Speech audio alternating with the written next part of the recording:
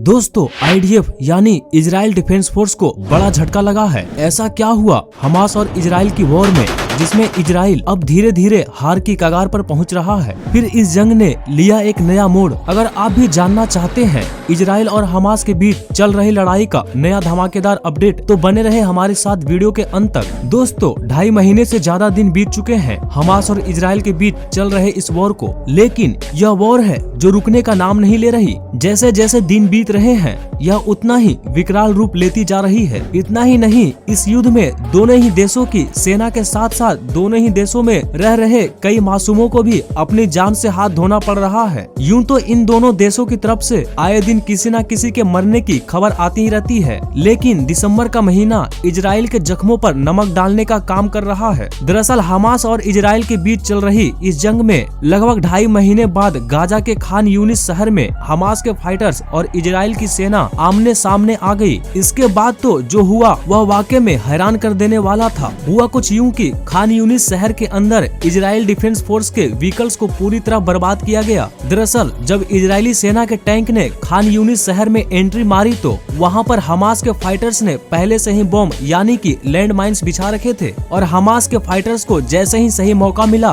तो हमास के फाइटर्स ने बिना समय जाया किए तुरंत ही उन्हें पूरी तरह अपनी बिछाई लैंड माइन्स द्वारा उन्हें उड़ा दिया। दरअसल दोस्तों जैसे आपको अपने यहाँ रहते हुए सारे रास्तों का पता रहता है, ठीक उसी तरह गाजा का शहर खान यूनिस हो या फिर कोई और शहर, हमास के फाइटर्स को वहाँ के सभी इलाकों का चप्पा चप्पा पता है। इसी वजह से उन्होंने हर रास्ते पर अपनी पैनी नजर बनाई हुई है, ताकि जैसे ही इजराइल के टैंक्स वहाँ से गाजा में एंट्री करने की कोशिश करे तो उनके ऊपर बीच रास्ते में ही धावा बोल दिया जाए, जैसा कि उन्होंने किया भी। वैसे दोस्तों अब आपके मन में यह भी ख्याल तो आ रहा होगा कि इजराइल गाजा के रास्ते पर अपने टैंक्स को ना भेजकर अपनी पैदल सेना को भी तो भेज सकता है, ताकि वह पतली गलियों से होकर भी गाजा में अपनी धाक जमा सके। तो आपको बता दे कि आपका ऐसा सोचना गलत है, क्योंकि जिस तरह से हमास के फाइटर्स ने गाजा में एंट्री मारने वाले टैंक्स का इंतजाम कर लिया है, ठीक उसी तरह हमास ने दिमाग लगाकर इजराइल के पैदल सैनिकों के खिलाफ भी जाल बिछा रखा है। जी हाँ दोस्तों,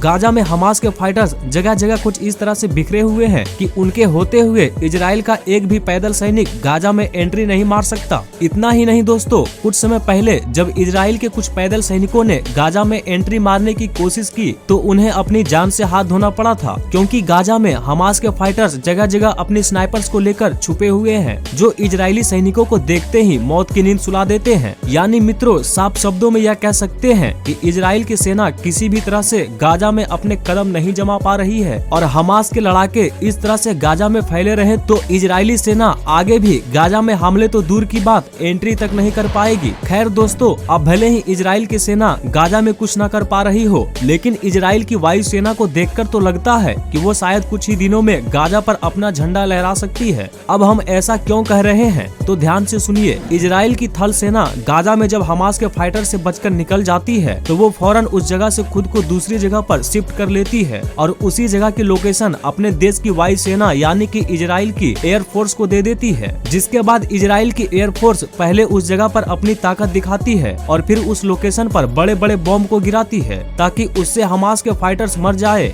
जब इजराइल की एयर फोर्स उस जगह के सभी दुश्मनों को खत्म कर देती है तो वहाँ पर इजराइल की थल सेना अपने कदम रखती है। तो देखा दोस्तों, इजराइल की थल सेना और वायु सेना किस तरीके से जुगलबंदी करके काम कर रही है। लेकिन दिसंबर का महीना इजराइल के लिए उतना अच्छा नहीं जा रहा है। अभी तक इजराइल के साथ कुछ ऐसा हुआ जिसने उसे अंदर तक हिला कर रख दिया। दोस्तों जैसे कि अभी हमने आपको बताया कि हमास के फाइटर्स ने इजराइल के टैंक को तबाह कर दिया था, लेकिन इसके बावजूद भी हमास के फाइटर्स शांत नहीं बैठे, बल्कि इसके बाद भी उन्होंने एक के बाद एक इजरायली सेना को बहुत ही गहरे जख्म दिए। इतना ही नहीं, उस दिन उन्होंने इजराइल के कई बड़े नामी और बहादुर सैनिकों को भी मौत की नींद सुलाया था। दरअसल दोस्तों हुआ कुछ यूं कि 21 दिसंबर की सुबह जब हमास के फाइटर्स इजराइल की टैंक को उड़ाने की खुशी मना रहे थे, तभी उन्होंने अपने सीनियर से ऐसी खबर मिली कि वहाँ पास के एक स्कूल में इजराइल के कुछ सैनिक मौजूद है, जो कि वहां से गाजा पर हमला करने की प्लानिंग कर रहे हैं। लेकिन जैसे ही हमास के लड़ाकों को उस स्कूल में मौजूद इजरायली सेना के बारे में पता चला तो उन्होंने फौरन ही इजरायली सेना पर हमला करने के लिए साजिश रची और कुछ ही समय बाद हमास के जवानों ने पूरी तैयारी के साथ उस स्कूल पर हमला कर दिया। इसके बाद हमास के लड़ाके और इजराइल की सेना आमने सामने आ गई और दोनों टीमों के बीच बहुत देर तक लड़ाई हुई। इस दौरान हजारों गोलियां चली, सैकड़ों बम फेंके गए। इस लड़ाई के काफी देर बाद टीवी पर न्यूज आती है कि हमास के 3 जवान शहीद हुए हैं तो वहीं इजराइल के 17 सैनिक मारे गए। यह खबर जैसे ही इजराइल के प्राइम मिनिस्टर बेंजामिन नेतन्याहू तक पहुंची तो वह भी बहुत नाराज हुए। उन्हें काफी दुख हुआ कि उनके 17 जवान शहीद हुए। अपने शहीद जवानों की खबर मिलते ही बेंजामिन नेतन्याहू तुरंत हमास डिटेंशन सेंटर यानी कि जहां हमास के लड़ाकों को कैद करके रखा गया वहां पर गए और उनसे कहा कि मुझे अपने शहीद हुए जवानों के लिए बहुत दुख है, लेकिन उनका यह बलिदान जाया नहीं जाने दूंगा। साथ ही उन्होंने यह भी कहा कि गाजा में हो रहा युद्ध अब किसी भी कीमत पर नहीं रुकेगा। वह तब तक आगे बढ़ते रहेंगे जब तक कि वह जीत अपने नाम न लिखवा ले। वैसे दोस्तों, जिस हिसाब से इजराइल के प्राइम मिनिस्टर बेंजामिन नेतन्याहू ने अपने मुंह से यह बात कही, उन्हें सुनकर साफ समझ में आता है कि वाकई में गाजा में इजरायली सेना को बहुत दिक्कतों का सामना करना पड़ रहा है। और जैसा कि हमने आपको बताया कि हमास के फाइटर्स को गाजा का चप्पा चप्पा पता है, लेकिन इजराइल को गाजा की कुछ लोकेशन के बारे में बिल्कुल भी जानकारी नहीं है और हमास के फाइटर्स के लिए यही प्लस पॉइंट है और वह इसी चालाकी के साथ इजराइल की सेना को धूल चटाते हुए इस वॉर में आगे बढ़ते जा रहे हैं।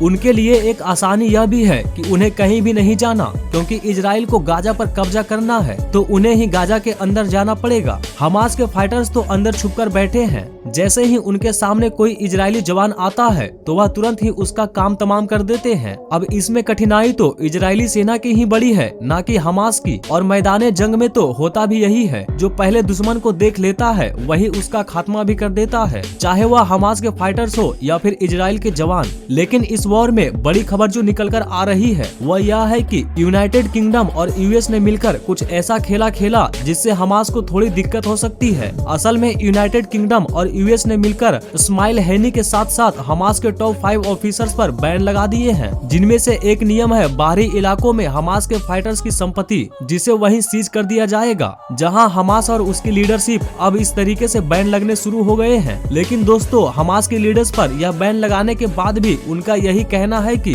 चाहे कोई भी हम पर कुछ भी बैन लगा दे, लेकिन याद रखे हमारे लड़ाके यानी हमास के फाइटर्स रुकने वाले नहीं हैं। हम लड़ेंगे और तब तक लड़ेंगे जब तक जीत हमारे कदमों में नहीं होगी। अब दोस्तों, दूसरी तरफ इजराइल है जो अपने कदम पीछे नहीं हटा रहा, वहीं दूसरी तरफ हमास, जिसकी बातों से भी ऐसा नहीं लग रहा कि वह भी अपने कदम पीछे हटा लेगा। यानी दोस्तों, वाकई में यह लड़ाई अभी और भी आगे तक जाएगी, जिसका अंजाम तो शायद बहुत ही खौफनाक होने वाला है। वैसे आपको क्या लगता है कि यह युद्ध जल्दी समाप्त हो जाएगा या फिर और भी आगे जाएगा? नीचे कमेंट करके जरूर बताएं और जाने से पहले वीडियो को लाइक शेयर जरूर करें। ऐसे ही और वीडियोस के लिए चैनल को सब्सक्राइब कर बेल नोटिफिकेशन को भी ऑन कर ले। मिलते हैं अगली वीडियो में, तब तक के लिए धन्यवाद।